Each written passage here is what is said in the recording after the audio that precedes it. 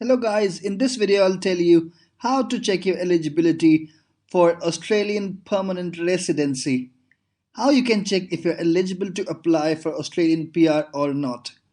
Also, all those IT engineers watching this video, please watch this video until the end because I've got very vital information towards the end of this video. Hello guys, this is Shitanshu from Dream Abroad. If you want to immigrate to Canada or Australia without paying hefty fee to the consultants, please visit my channel. I've got many videos. I also upload videos every week, so many videos every week, so please subscribe my channel if you haven't subscribed yet. Okay, so yesterday I posted this video which was the step-by-step process to apply the Australian PR. Now it got very good response and people straight away started asking for step one, which was the eligibility. So I decided to make this video pretty early. I'll provide the link to this video in the description box, or rather let me take you to this video straight away. So guys, this was the video that I was talking about. This was the step-by-step process for applying the permanent residency of Australia. If you haven't watched this video, I'll provide the link in the description box. You can check it out.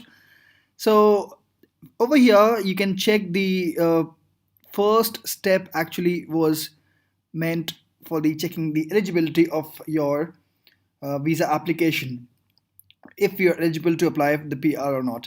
So over here, I'll tell you that the first and the foremost thing which you should check is the minimum points for eligibility are now 65. 5 points got increased on 1st of July. So over here, you can see that there are two steps of checking the eligibility. The first one is the occupation check and the second one is the points check. You should check if your occupation is listed in the occupations list, and also you should check the points, how many points you actually score. If you score more than 65, in that case you'll be eligible.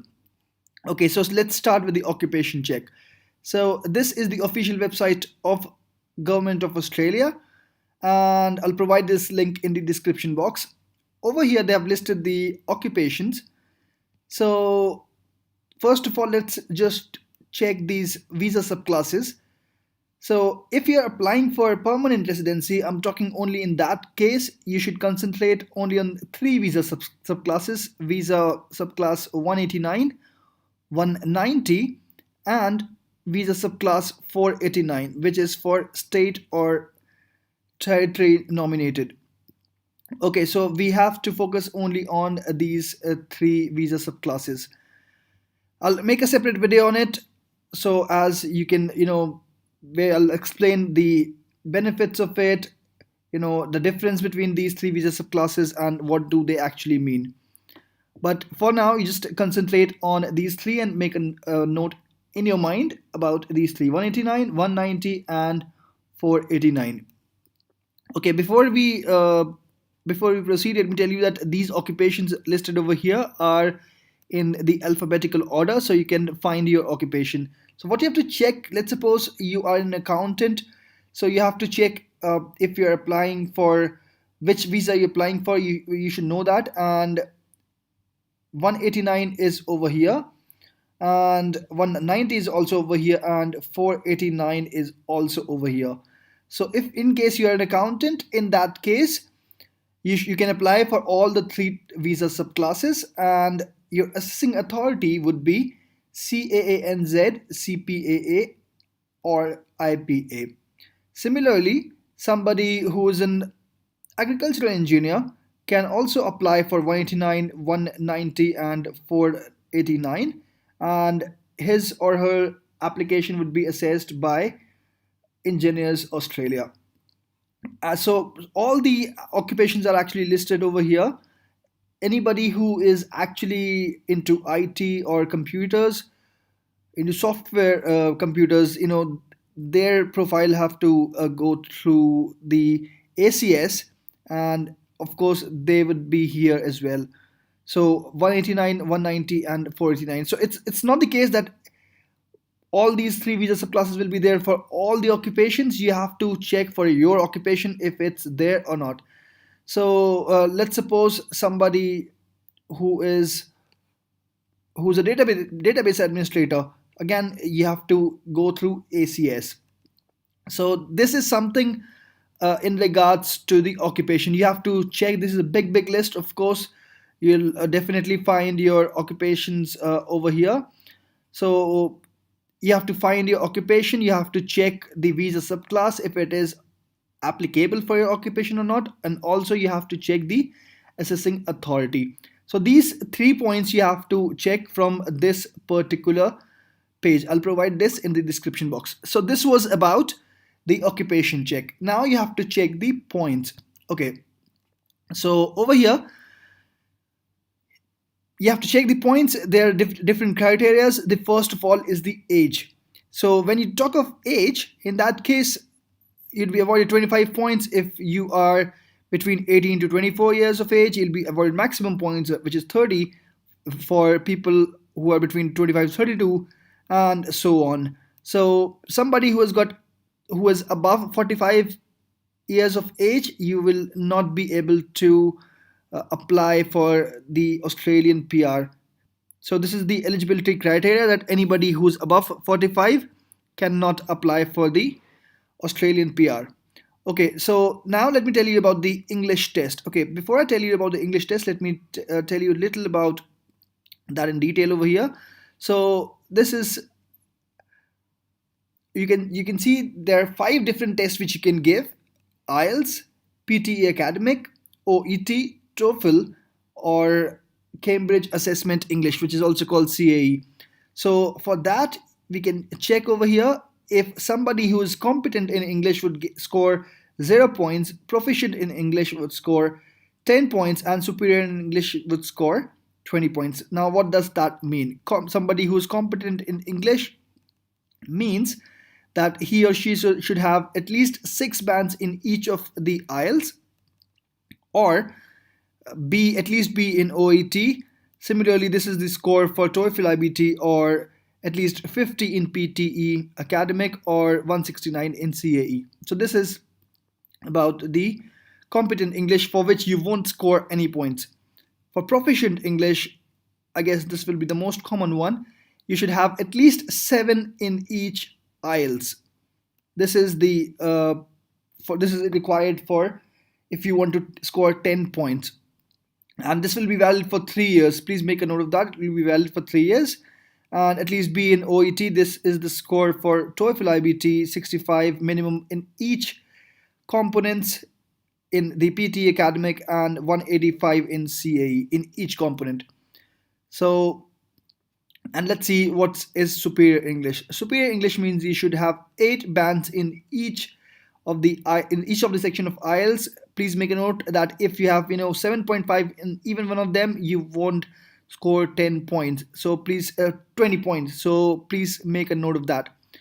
Similarly, you should have at least 79 points in each section of PT Academic, or at least 200 points in each section of CAE, and you can check the score for TOEFL IBT as well. So guys, this was about the English. Okay, moving on, you would get points for your skilled work experience outside Australia and in Australia as well. So if you are less than 3 years of age, then you skill experience, then in that case you'll get 0 points. For somebody who's 3 to 4 years would get 5 points. Somebody who is 8 to 10 years would get 15 points. So which means that the more points you have, you would get more. The more work experience you have, you get more points for that. So guys, I'll just point out a small thing over here. Please watch this video until the end. At least all those people who are into ICT, which is anybody who needs to go through ACS, because there'll be a certain points deductions in case of somebody who's going through ACS. I'll just explain the concept to you in the last of this video, so please be with me. Okay, moving on. Anybody who has been there in Australia would of course score more points according to this table. Qualifications, which is the educational qualifications. So if you have a doctorate degree, which is equivalent to an Australian educational standard, in that case you would be getting 20 points. For in case of a bachelor degree, you would be getting 15 points, and so on. Okay, for Australian study requirement. Now, this is an interesting one. I tried to search it, and what I found was this, that your course should be registered in this CRICOS website. When I tried searching for it, it was actually not available, so I couldn't get much information about this point in particular. When I'll try to do some research on it, and when I'll get some details on it, I'll certainly make a video on this one. Okay, so let's skip this one for a moment. After this, the if you do a master's degree by research or a doctorate degree from an Australian educational institution, so in that case you'll get 5 extra points, which means study in Australia, of course, is given weightage. Now, there are other factors as well, which if you have accredited in a community language, let's see what it does mean. It means that you have been accredited at a paraprofessional level or above for interpreting or translating the languages. Hindi is also there, so if somebody who's a Hindi to English translator or an interpreter would actually get 5 more points, but somebody who's accredited. So 5 extra points for studying in regional Australia. So in case you're thinking of studying in Australia, just make a note of this point as well, that if you study in the regional Australia, then you'll get 5 extra points when you apply for the PR. Now, partner skills qualification, very important point. You would get 5 extra points if your partner is also skilled professional, which means his or her occupation should be listed in over here, and skill assessment should also be done by the should be positive by the assessing authority, whosoever is the assessing authority of his or her occupation. So this was about the partner skills qualification professional year in Australia. Let's see what it is. It means that you should have completed in Australia in the 4 years. Your professional year should be completed in Australia in the 4 years before you're invited to apply for a visa in your nominated occupation or a closely related occupation, completed over a period of at least 12 months, and provided by one of these organizations. List is over here. So guys, this was the list, and you can go to this web page over here. I'll provide the link in the description box below. You can go over here and check if in case you meet the 65 points. I'm sure there will be many people who would actually meet this criteria. So in that case, you'd be eligible for applying the permanent residency of Australia. So anybody who is from IT background who needs to go through ACS skill assessment, there's something very important that I have to tell to you. So please be with me. Okay, now all those people working in information and communication technology, which is the ICT sector, all of you would be assessed by the Australian Computer Society, which is ACS, as I just told you. So I've got a small bad news for you. It goes like this. Let's suppose you did your bachelor's in IT or CS. In that case, and you had a work experience of 5 years. In that case, actually, ACS would deduct 2 years, and you would be given points only for 3 years. If you worked for, let's say, 6 years, but your engineering was in non-IT field, in that case, your 4 years of your work experience would be deducted, and you'd be given only 2 years. So guys, please take a note of it, that in case you haven't studied from IT and you are working in IT, in that case 4 years will be deducted, so you should calculate your points accordingly. ACS says that they deducted to meet the Australian standards. I don't find any logic behind it, but this is how it is. Alright guys, so I'm here in the PDF from the official website of ACS, and if I drag you to the two examples mentioned over here, let me just quickly search them.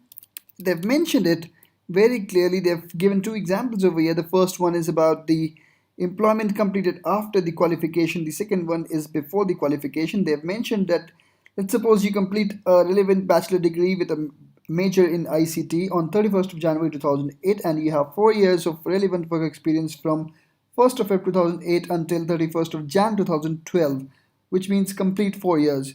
In that case, 2 years of work experience will be used to satisfy the suitability criteria, and your skill level requirement met date will be 31st of Jan 2010, which means straight away 2 years will be deducted. All suitable work experience completed after 31st of Jan 2010 will be considered as the skilled employment and eligible for the skilled migration points test.